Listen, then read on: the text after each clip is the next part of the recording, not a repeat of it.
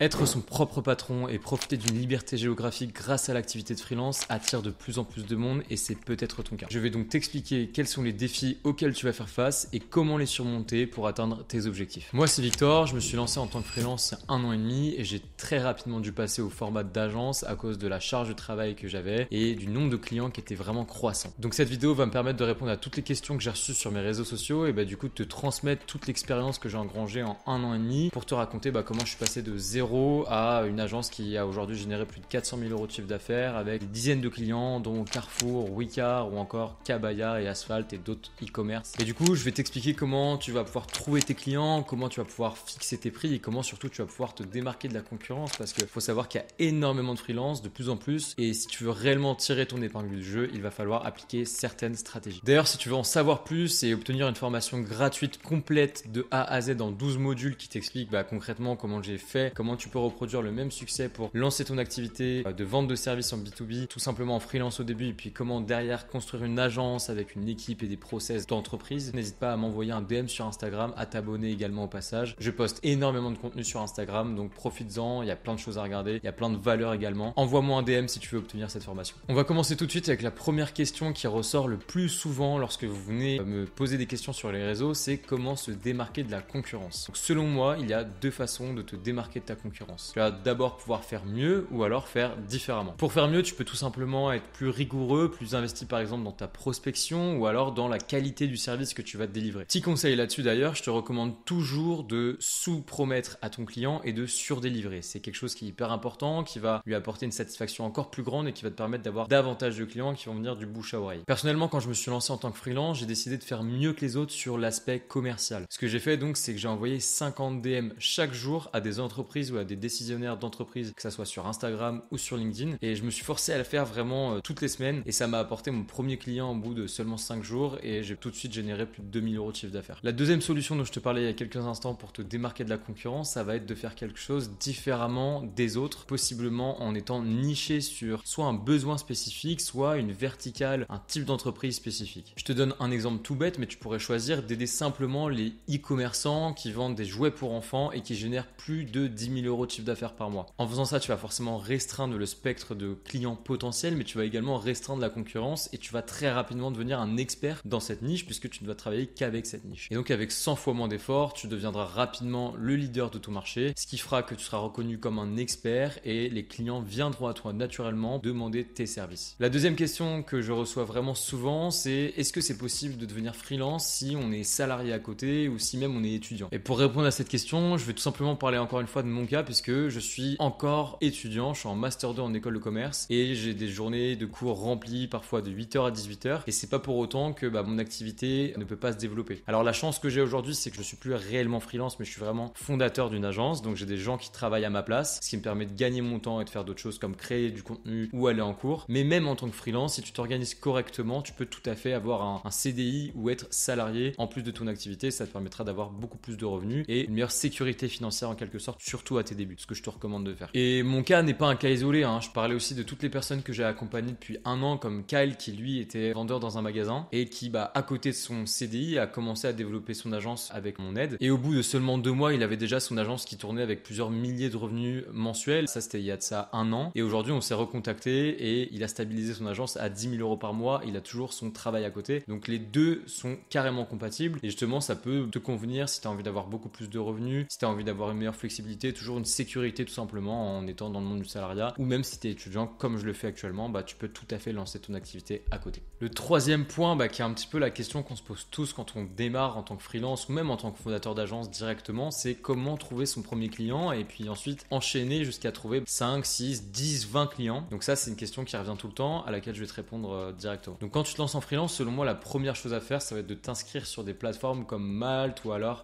Upwork, Fiverr, ComeUp, la crème de la crème, bref il en existe plein, je vais pas toutes les citer. L'idée c'est d'aller s'inscrire sur ces plateformes avec un profil optimisé et de clairement définir quel est ton service, à quel type d'entreprise tu t'adresses. Et l'avantage de ça c'est que tu vas tout simplement profiter du trafic entrant de ces plateformes là puisqu'il y a plein d'entreprises qui vont sur ces plateformes là pour trouver des freelances. Pour donner un exemple concret, j'accompagne Jocelyn depuis 1 mois avec son agence et ses premiers clients il les a obtenus justement en créant un profil sur Upwork et en l'optimisant et donc en mettant en avant ses compétences de média buyer, donc de gestionnaire de campagne publicitaire, il a obtenu je crois 2 ou 3 clients avant qu'on travaille ensemble. Aujourd'hui, mon but à moi, c'est de le faire accélérer pour atteindre 5, 6, 7 clients et qu'il puisse dépasser les 10 000 euros de revenus chaque mois. On y est bientôt, seulement un mois après le lancement de l'accompagnement. Par contre, attention, une fois que tu t'es inscrit sur ces plateformes, ça ne veut pas dire que tu dois arrêter de travailler et juste attendre que les clients viennent à toi. Ça ne va pas se passer comme ça. Ce que tu dois faire ensuite, c'est tout simplement t'ouvrir un profil sur des plateformes comme LinkedIn ou Twitter ou Instagram et commencer à poster du contenu qui est en lien avec ta niche, qui va aider, qui va donner de la valeur à ta cible et même aller la prospecter directement. Puisque si tu attends que les choses viennent à toi, tu vas attendre très longtemps. Si tu veux optimiser ton profil sur LinkedIn, n'hésite pas à prendre exemple sur le mien que je te mettrai en description de la vidéo pour que tu puisses un petit peu voir comment on fait, comment on met un lien en bio, comment on met une bonne description qui puisse attirer et faire comprendre à nos prospects qu'on est la bonne personne qui s'adressait pour telle problématique spécifique. Bref, tu l'auras compris, des stratégies pour trouver un ou plusieurs clients, il en existe plein. Et j'ai d'ailleurs réalisé une vidéo entière à ce sujet-là que je te mets juste en haut qui va apparaître sur ton écran et dans laquelle je te montre de A à Z comment j'ai fait pour signer 2 deals au mois de décembre pour un montant de 15 000 euros chacun. Alors la quatrième question, elle va potentiellement plus t'intéresser que les autres puisqu'elle va concerner l'argent. Il est possible que tu hésites aujourd'hui à te lancer en tant que freelance ou même en tant que fondateur d'agence parce que tu as peur de ne pas générer suffisamment d'argent pour vivre confortablement ou que tu ne sais pas combien tu peux estimer gagner et donc tu ne sais pas si tu dois quitter ton CDI ou pas. Donc généralement ceux qui veulent se lancer se demandent est-ce que c'est possible de déjà générer 1500 euros, 1200 euros ou même 2000 euros dès le premier ou deuxième mois de lancement. Et je vais te prouver directement sur mon ordinateur que effectivement c'est quelque chose qui est possible. Ça demande du travail et des efforts mais c'est tout à fait possible. Comme je te l'ai dit, moi-même j'ai trouvé mes premiers clients au bout de 5 jours et j'ai pu générer 2000 euros de chiffre d'affaires en moins de 5 jours.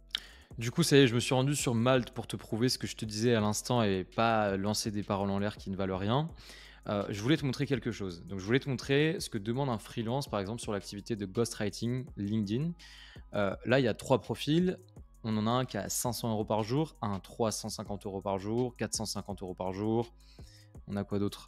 600 euros par jour, 500 euros par jour. Bref, on est quand même dans une belle moyenne de 400 euros. Donc, comme tu l'as vu, un freelance, ça peut demander entre 300 et 800 euros par jour de travail accompli.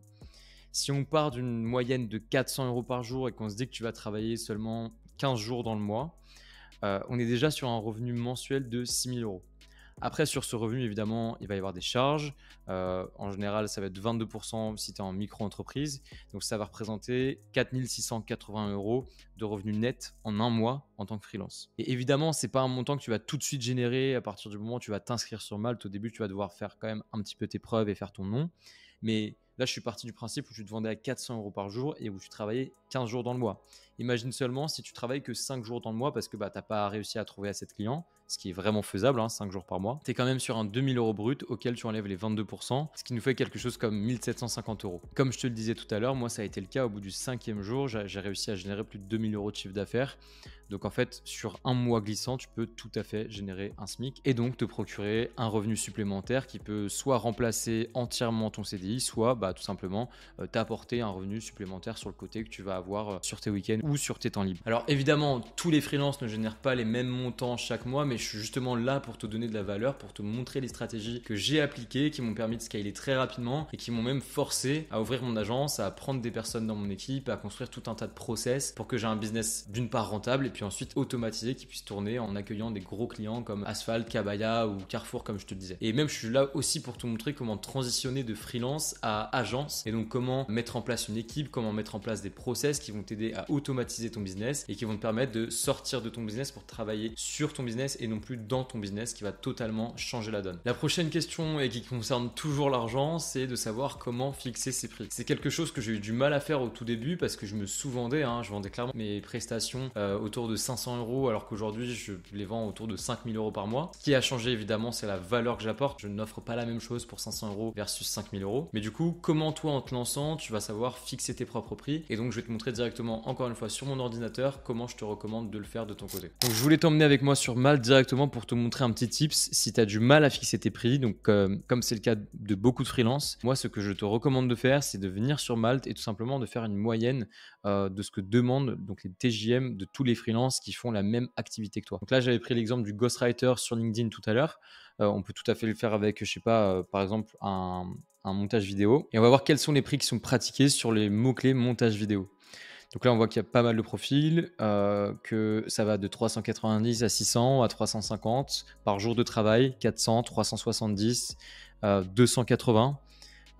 Bref, globalement, voir tout ça, ça nous permet d'estimer quelle est la moyenne. Et ce que tu peux faire aussi, c'est jouer avec tous ces filtres qui sont juste ici, notamment si tu commences de zéro. Donc si tu as un niveau d'expérience qui est entre 0 et 2 ans, tu vas pouvoir filtrer et voir tous les profils qui correspondent à la même expérience que toi pour voir quel est leur pricing. Donc tu vois ici, un monteur qui a entre 0 et 2 ans d'expérience propose ses services pour 200 € par jour, 300 € par jour, 125 € par jour. Donc effectivement, c'est quand même beaucoup plus fiable que tout à l'heure. Et du coup, ça te permet quand même de te positionner par rapport à ta tranche d'expérience. Et tu peux même ensuite mettre des spécialités. Par exemple, si tu es plutôt un monteur pour des jeux vidéo, pour du cinéma, pour des vidéos YouTube comme je l'ai fait actuellement.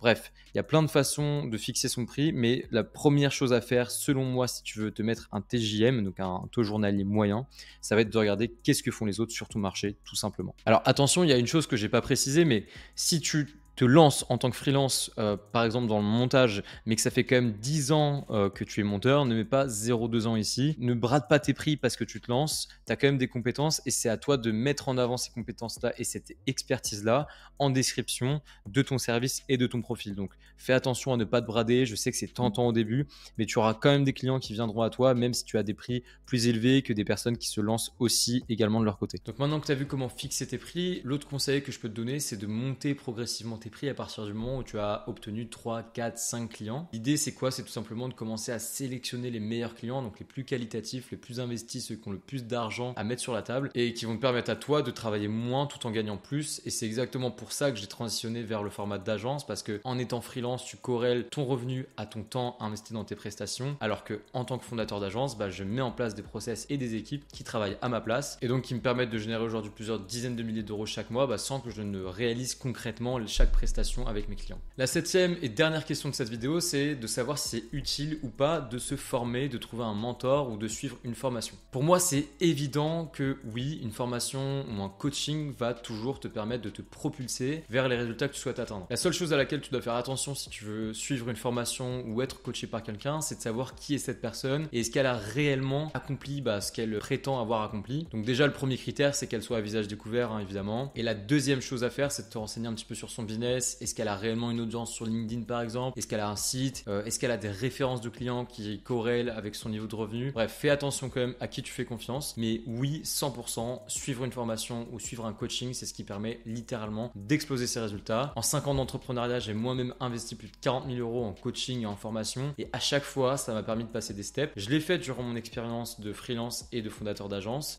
Aujourd'hui, dans cette expérience-là, j'ai investi 15 000 € en formation. Et à chaque fois, ça m'a permis de comprendre de nouvelles choses, d'affirmer certains concepts que j'avais en tête, mais de les implémenter d'une meilleure façon dans mon business. Donc vraiment oui, 100%, si tu souhaites aller plus rapidement, éviter de faire des erreurs, éviter de perdre plus d'argent, être coaché ou suivre une formation, c'est vraiment game changer. Donc je te recommande à 100% de le faire. Si tu souhaites d'ailleurs qu'on discute ensemble de ton cas et que je vois si je peux t'aider, ce qui n'est pas forcément le cas de tout le monde, envoie-moi un DM sur Instagram. Potentiellement, on aura un good fit et on pourra collaborer ensemble. Sache que je suis un coach depuis 1 an maintenant. J'ai aidé plus d'une trentaine de fondateurs d'agences et de freelance à passer des steps supérieurs et te lâche pas tant que tu n'as pas remboursé ton investissement à mes côtés. Donc tu ne prends aucun risque. N'hésite pas, si tu as une question, on en discute sans pression sur Instagram et je te donnerai des conseils personnalisés à ton cas. Donc dans tous les cas, tu repartiras avec de la valeur personnalisée et gratuite. En tout cas, je tenais à vous remercier. C'était hyper enrichissant pour moi de voir toutes les questions que vous vous posiez. J'espère avoir répondu du mieux que je pouvais en vous donnant le plus de conseils. Et pour ne rater aucune des prochaines vidéos que je vais sortir, n'oublie pas évidemment de t'abonner à ma chaîne.